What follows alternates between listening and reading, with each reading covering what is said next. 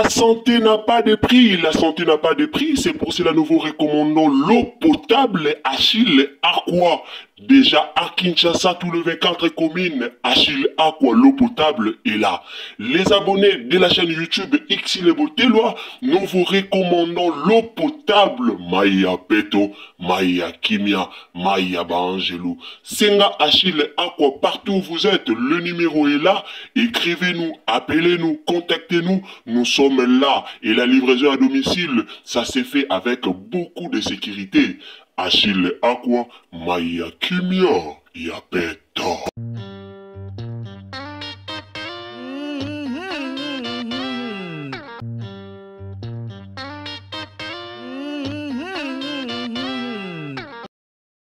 Nani asali Madame Elombe boye, bandeko nanga epesi pasi pe mawa, epesi vraiment motema pasi. Toyebi te ba Congolais, toza mitema mabe, toyebi te problème eza nini, nani asali mama oyo boye, non. Nani asali Madame Bonette Elombe boye. Eza pasi bandeko nanga, eza pasi. En tout cas, tu es libino triste nouvelle, tu es conformé bino décès ya Madame Elombe, Madame Otoyebi, enseignante o azalaka respectée, aimée, o azalaka vraiment aimée par tout le monde. En tout cas, Mama Elombe auti kotika biso. Mama Elombe auti kotika biso azana bo moite. Madame Elombe na minute oyo tozolo banabino mama asili kotika biso eza pasi pe mawa. Elle a laissé derrière elle beaucoup de souvenirs. Madame Elombe azaki Madame Moko oyo bana balingaki ye, bana classe balingaki ye et puis population elingaki ye. Pourquoi bayokeli Madame Elombe zuwa? Pona nini basali ye boye? Pona nini bayokeli ye zuwa? Bozomona ba video, ndenga komaki kotambola na basule kauka, ndenga komaki na ba beda chou. Alors toyebi te soki se parlando bayokeli ye zuwa, batela ke eloko mabe. Madame Elombe akufi na nini? Nazo expliquer bino ndenge liwa wana eyaki. Bandeko Mama 2024 Gavker to Yelibino solution. Pour n'aba problème ya trompe, fibrome, myome, kyste, règle abondante. Gavker to Zalina solution. Yo oyo okota ménopause atana 65 ans na Gavker oko simba mwana. Ebongo oyo etali si ekimayo kimobali etelemaka bien te awa yo kayango etelemi. Ebongo oyo etali loposo vergeture babengi nduta olingi okima suki pe mandefu ya pembe benga biso na lombango po awa tozali na solution moko durable. Ba produit na biso nyonso ezali 100% naturel pe esalemi na ba plante na ba industrie ya Angleterre pe Allemagne. Benga biso na numéro oyo plus 44 74 05 65 35 48. Gavker solution ya santé na yo. Eza pasi, epesi pasi na motema. Liwa ya Madame Elombe epesi vraiment pasi mingi na motema. Epesi pasi mingi. Toyebeli Madame Elombe na TikTok, mututo ayebaki na TikTok, to bandaye komona ba video na ye, lolenga bandaye kotangisa bana, lolenga bandaki ko edike bana, ezalaki likamboyo e bandaki penza ko intéressé bato ebele bazaki intéressé bato ebele babandaki vraiment ko apprécier musala ya Madame Elombe abandai kusala na otela bino video moko oboko yoka explication par ye moko ndenga zalaki menacé na musala na ye epesi pasi liwa ya Madame Elombe ezokamusa biso liwa ya Madame Elombe epesi biso pasi liwa ya Madame Elombe tozoyeba te toloba nini tosala nini toloba nini toloba lisusu nini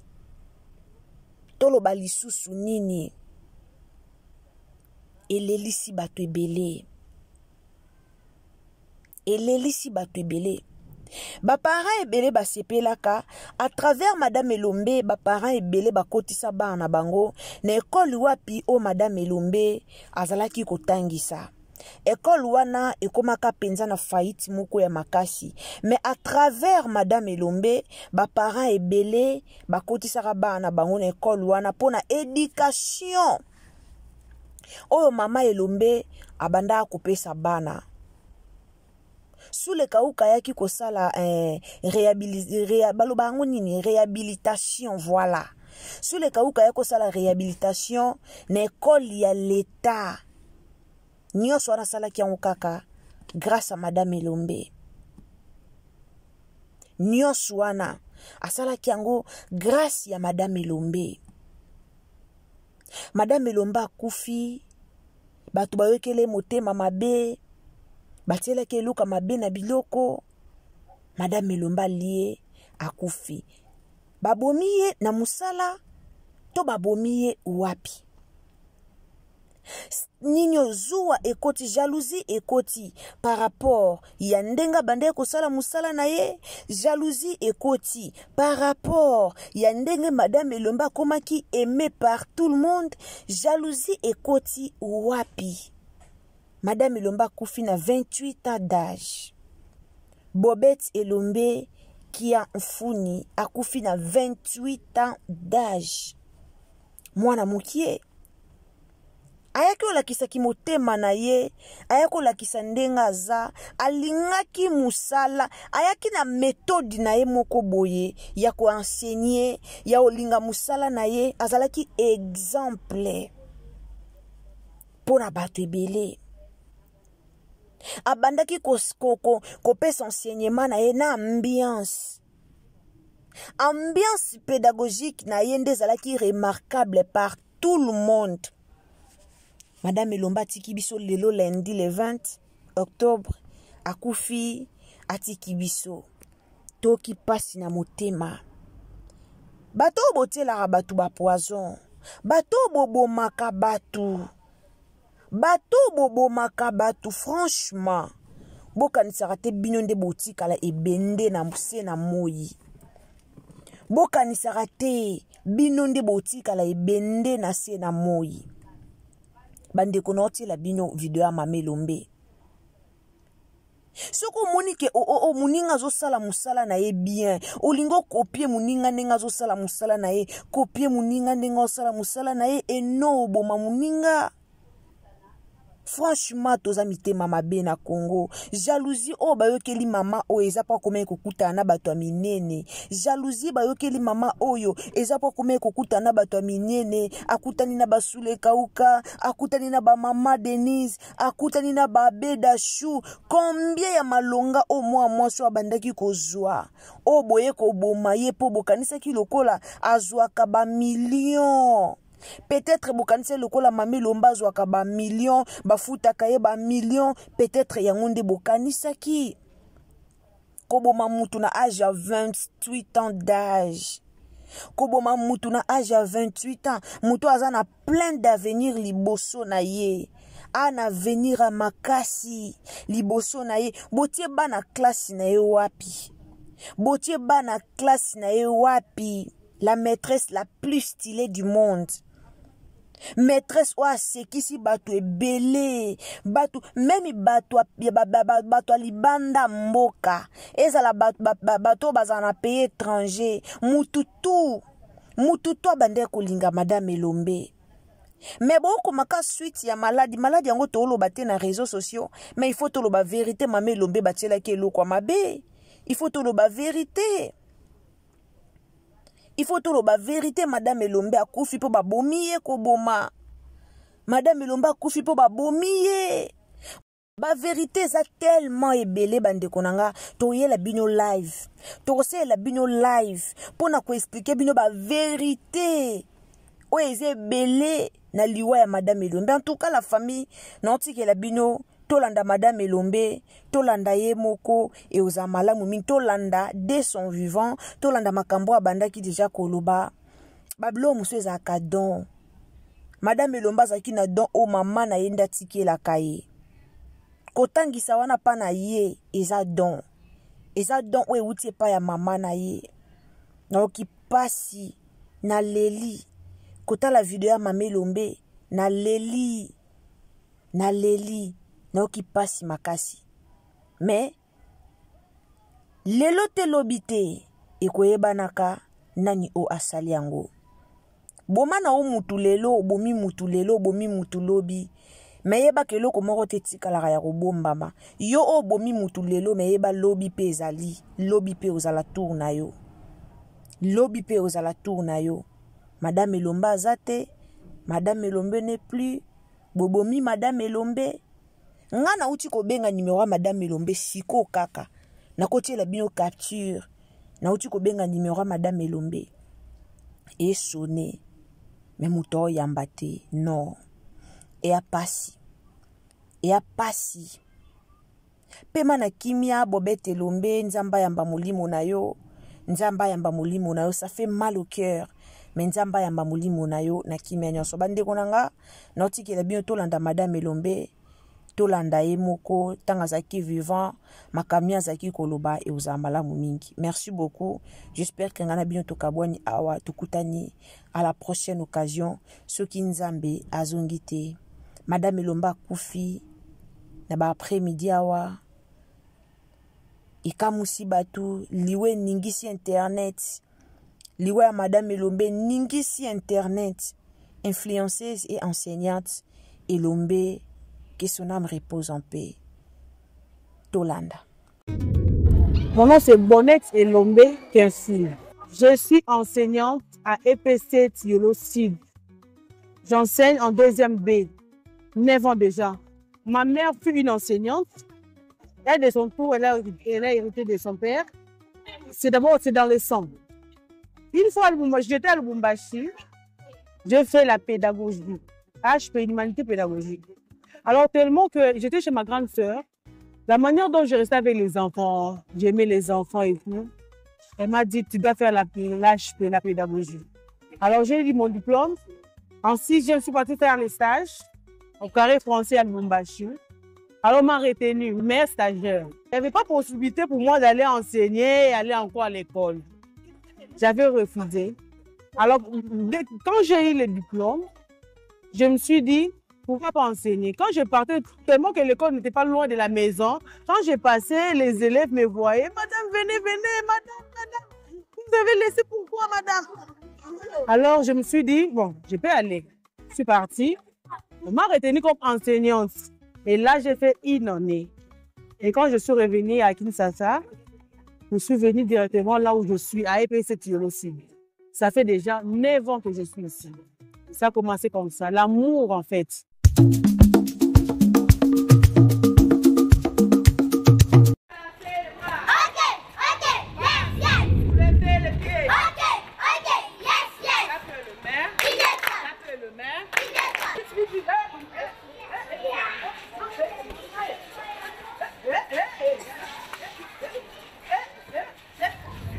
Les réseaux sociaux, c'est juste un moyen, c'est un bonus. Donc, c'est un moyen, ça m'a juste aidé de faire voir aux gens qu'ici on travaille. Regardez, ici, il y a la méthode de Elombe, la manière dont j'ai initié ma méthode, la manière de faire une nouvelle touche, une nouvelle méthode. Alors, pour montrer aux gens, si ce n'est pas les réseaux sociaux, comment est-ce que je vais montrer ça? Puisqu'il y a des enseignants qui voient d'abord l'argent. Non. C'est d'abord enseigner avec amour. Et enseigner en dansant, enseigner en jouant, puisque les élèves apprennent mieux en chantant. Je vous donne l'exemple. J'enseigne l'alphabet. L'alphabet a 26 lettres. Je me dis, pour que les enfants comprennent, qu'est-ce que je dois faire? Je mets le rythme. L'alphabet a combien de lettres? A 26 lettres. A combien de voyelles? 6 voyelles. A combien de consonnes? 20 consonnes. J'apprends l'alphabet en sautant pour qu'un jour, je devienne le plus grand. A, B, C, D, et F, G, H, I, J. Vous comprenez? Est-ce que l'enfant va oublier ça? Non. L'enfant, on l'a appris en chantant. Et l'autre, on l'a appris comme ça, il comptait l'alphabet. L'autre va commencer à sauter. Mais l'autre, comme il connaît les rythmes et de la musique, de la chanson, de l'alphabet, l'enfant va retenir ça. Même s'il totalise 50 ans, il va se souvenir, notre madame nous avait appris l'alphabet en chantant. Vous voyez comment est-ce que la méthode de Lombe est bénéfique. Ça déstresse les enfants. Il y a les enfants qui viennent stressés, frapper, les autres affamés, il n'a pas mangé. On l'envoie, va à l'école. L'enfant vient comme ça. Maintenant, pour enseigner directement, entamer une nouvelle leçon, vous voyez que la salle, les élèves, ils sont timides. Il n'y a pas directement moyen d'entamer une nouvelle leçon. Il faut utiliser, faire recours à la méthode de Lombe. Chanter, danser, et les élèves oublient leurs problèmes. Ils oublient, oui, ils oublient rapidement même. Quand ils oublient comme ça vous permet d'entamer une nouvelle leçon. Et puis vous allez constater que la leçon vraiment a été bien assurée.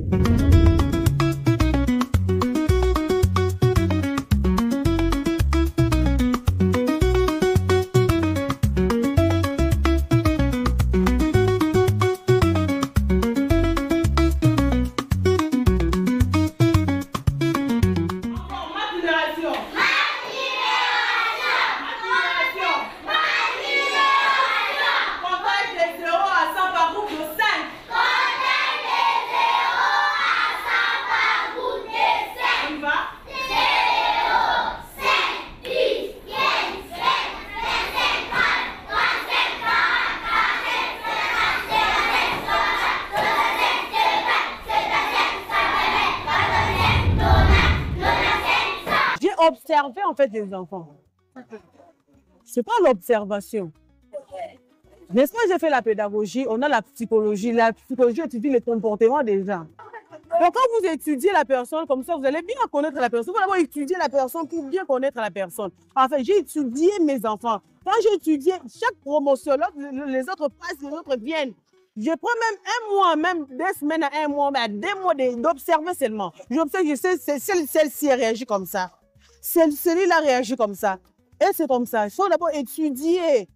Vous étudiez vos élèves et puis ça vous apprendra, ça va vous aider à bien pas seulement manipuler, mais à bien le guider en fait. Je suis comme je suis et je les aime comme ça. Ça montre le vrai amour que j'ai envers mes élèves. Il n'y a pas de limites. Babizouana, c'est pour briser les limites qu'il y a entre les élèves et la maîtresse. Nous tous, on a étudié, on était aussi les enfants comme eux. Tu ne peux pas approcher la maîtresse comme ça, directement faire bisous. Mais non, ce n'est jamais vu. C'est ça, en fait, la méthode de Lombe. Ça vient briser cette limite-là entre les élèves et la maîtresse. Moi, l'enfant veut venir. Moi, mes enfants, avant de rentrer à la maison, ils viennent. Madame, au revoir, bisous, ils partent comme ça. On va partir comme ça. Donc, avec cette ambiance, ils amènent ça à la maison. Et parfois, il y a les enfants, et il y a les parents qui ne soutiennent pas. Les enfants parlent comme ça, avec la joie et tout, mais comme les parents souvent nous aident pas à donner le vrai amour aux enfants. C'est pour cela que moi je donne la joie à l'école. C'est ça la méthode de Lombe. Tu frappes là-bas, ici on danse. Tu grondes là-bas, ici j'apprends. Non, je te dis, je ne vais pas te gronder. Je te montre, il faut faire ça, moi je guide en fait.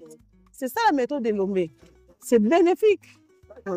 Si l'enfant a peur de moi, comment est-ce qu'il va aimer comprendre la leçon?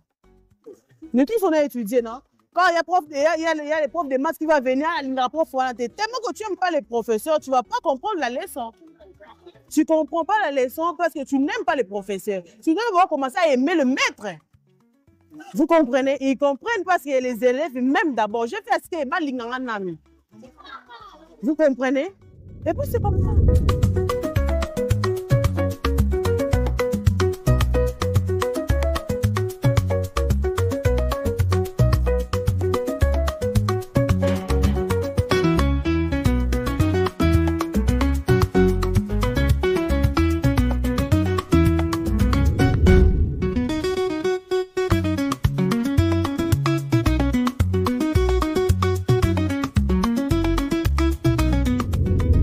Ça ne paye pas comme les autres disent, n'est-ce pas? Ça va payer un jour. Un jour, ça va payer. Enseigner, il faut d'abord aimer. Vous voyez, moi, je me suis dit, non, je dois changer. La santé n'a pas de prix, la santé n'a pas de prix, c'est pour cela nous vous recommandons l'eau potable Achille Aqua. Déjà à Kinshasa, tout le 24 communes, Achille Aqua, l'eau potable est là. Les abonnés de la chaîne YouTube Xile Botelwa, nous vous recommandons l'eau potable Maya Peto, Maya Kimia, Maya Bangelou. Senga Achille Aqua, partout où vous êtes, le numéro est là. Écrivez-nous, appelez-nous, contactez-nous. Nous sommes là et la livraison à domicile, ça s'est fait avec beaucoup de sécurité. Achille Aqua, Maya Kimia, Yapeto.